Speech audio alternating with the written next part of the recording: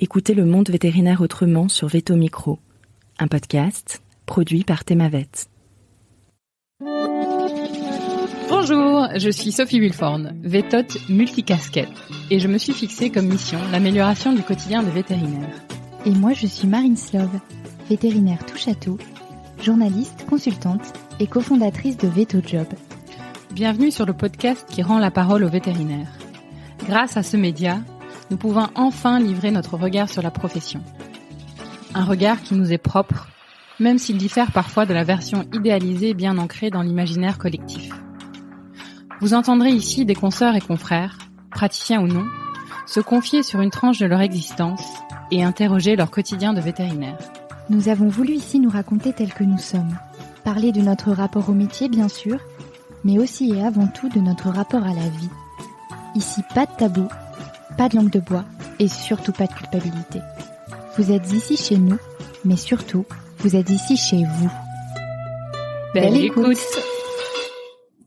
Bonjour à toutes et à tous. Je fais ce tout petit épisode, qui est l'épisode 0, qui est plutôt un pilote, pour vous expliquer la genèse de ce projet et la démarche qu'on a, Sophie et moi, avec ce podcast. Alors j'avais déjà fait cet exercice en mai dernier, avec le lancement.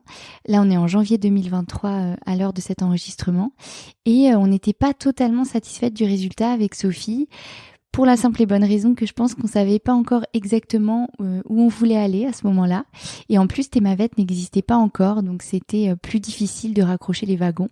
Alors qu'à cela ne tienne, maintenant on sait exactement où on veut aller, donc c'est le bon moment pour réenregistrer ce pilote.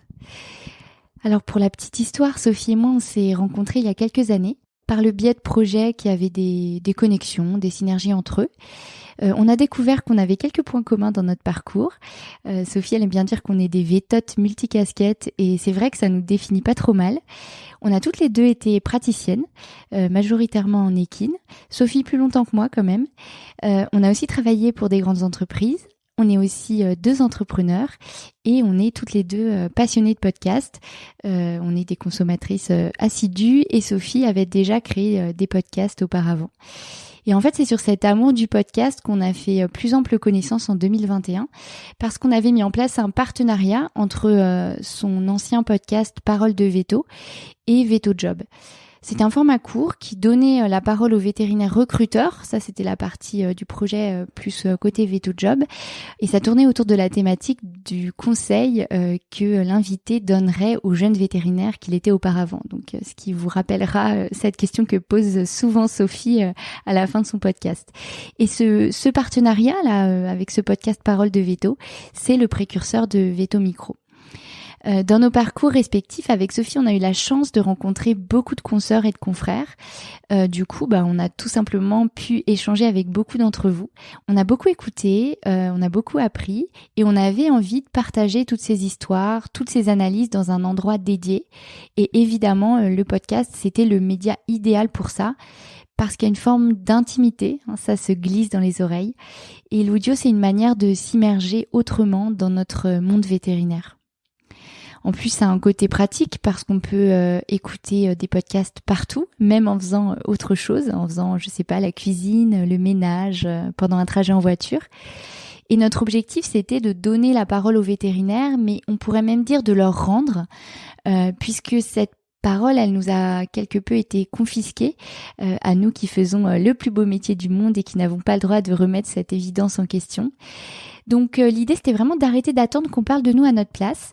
On connaît tous les émissions de télé sur les vétérinaires qui sont fréquentes, qui donnent une image aseptisée et partielle de la profession et qui contribuent à une vision idéalisée de notre métier et in fine qui finissent par accentuer le décalage entre la projection du métier idéal par les jeunes vétérinaires et la réalité, c'est-à-dire le quotidien sur le terrain. Et ça, avec toutes les conséquences que ça engendre, aussi bien à l'échelle individuelle qu'à l'échelle collective. Et on voulait permettre aux vétérinaires de parler pour eux-mêmes et de donner leur vision de la profession et du métier de l'intérieur. Et on voulait aussi montrer comment nos vies professionnelles et personnelles s'imbriquent l'une dans l'autre avec des événements de vie, que ce soit des rencontres, des naissances, parfois des accidents de la vie ou des maladies. Et c'est pour ça qu'on a choisi un format long, pour pouvoir aller au fond des choses et traiter des sujets dans toute leur complexité.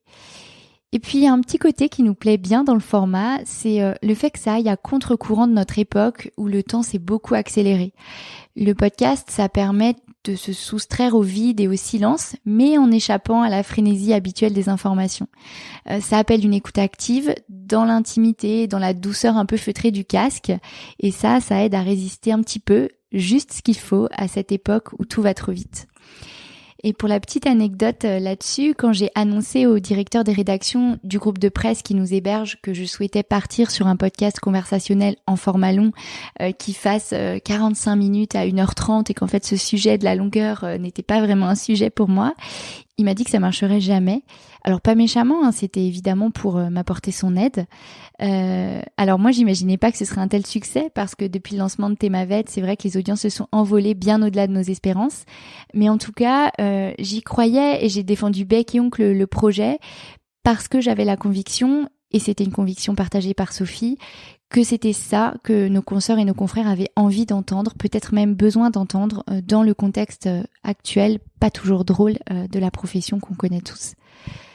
Et pour en revenir à Thémavet, dont fait partie Veto Micro, même si ça a été lancé quelques mois après, en fait les deux projets se construisaient et évoluaient en parallèle. Thémavet, c'est le seul média omnicanal, surtout digital, de l'écosystème vétérinaire. Je vous invite à aller le découvrir si vous ne le connaissez pas sur notre site thémavet.fr. Notre mantra, c'est le monde vétérinaire autrement. Ça en dit long sur notre vision. Et en tout cas, ce média, il porte une ligne éditoriale optimiste, engagée et collaborative. Et Veto Micro s'inscrit complètement là-dedans. Il y a une vraie dimension positive dans ce podcast, pour autant sans tabou et sans langue de bois, parce que les invités abordent parfois des sujets très difficiles. Mais on essaie de rester tourné vers le retour d'expérience et vers les solutions à apporter. Et c'est ça qu'on trouve génial, c'est qu'il y a une forme d'universalité dans chacune des histoires qui sont racontées à notre micro. Et c'est un peu comme si on se retrouvait un peu nous-mêmes dans les histoires des autres. Et écouter le vécu des autres, leurs apprentissages, ça permet d'éveiller les consciences sur plein de sujets relatifs à notre profession. Alors les invités peuvent pas tout dire, ils ne peuvent pas tout raconter. Il y a parfois une forme de pudeur ou de réserve, notamment quand certaines choses ont été difficiles ou ne se sont pas bien passées avec un collègue ou un patron ou un salarié et qu'on sait que potentiellement cette personne va peut-être écouter. On reçoit parfois des messages sur ces questions où on nous dit voilà, moi j'ai pas la même vision des choses que tel ou tel invité. Mais j'ai envie de répondre que c'est pas l'essentiel. Parce qu'un invité, c'est un point de vue, c'est un angle, c'est une manière de voir les choses avec toute la subjectivité que ça comporte, et en fait, c'est ça qui est intéressant. Et en tous les cas, ça nous rend très fiers, Sophie et moi, d'être dépositaires de toutes vos histoires de veto. On a autant à cœur de porter votre voix dans la profession que de prendre soin de vos histoires de vie respectives. Ce podcast, c'est évidemment chez nous, chez Sophie et Marine, mais c'est aussi chez vous. Donc si vous avez quelque chose à nous raconter ou que vous connaissez un confrère, une consoeur qui a une histoire intéressante, enrichissante, n'hésitez pas à nous contacter. Vous pouvez le faire sur nos médias sociaux, sur LinkedIn, sur Facebook, sur Instagram ou à l'adresse podcast@thémavet.fr. Ça peut être toutes sortes de profils et d'histoires. Ça concerne autant les vétérinaires praticiens que les autres, les vétérinaires non praticiens, parce qu'il est grand temps de faire un peu plus de lien entre ces deux mondes qui en fait œuvrent ensemble pour la santé animale au sens large, même la santé humaine d'ailleurs. Alors petite précision, on s'attache à ce que ce podcast conserve une totale indépendance éditoriale. Donc le choix des invités nous appartient et ne nous est pas suggéré par une marque, par une chaîne de clinique, par un annonceur, etc. Voilà, on s'attache à ce qu'il y ait une étanchéité entre nos activités commerciales et éditoriales. Vous pouvez aussi nous contacter pour toute critique constructive pour faire évoluer ce podcast. On les lira avec grand plaisir. Et dernière chose, aidez-nous à porter cette parole. Faire vivre un podcast dans la durée, au sens économique du terme notamment, c'est difficile. Donc on a besoin de vous pour passer le mot, parce qu'on a besoin d'audience. Même si elle est déjà très belle aujourd'hui, on peut encore la développer. Et si vous aimez, surtout, mettez-nous des étoiles, des pouces vers le haut, partagez à vos amis, sur vos réseaux sociaux et parlez-en autour de vous. À très vite pour écouter le monde vétérinaire autrement sur Veto Micro. Si vous avez aimé cet épisode, n'hésitez pas à le partager à vos amis, à vos collègues, à tous les vétérinaires que ça peut intéresser et ou à lui laisser 5 étoiles. Ça aide vraiment ce podcast à se faire connaître et à se développer. Il me reste à vous souhaiter une très belle journée et surtout prenez soin de vous, de votre famille, de vos collègues et de vos patients.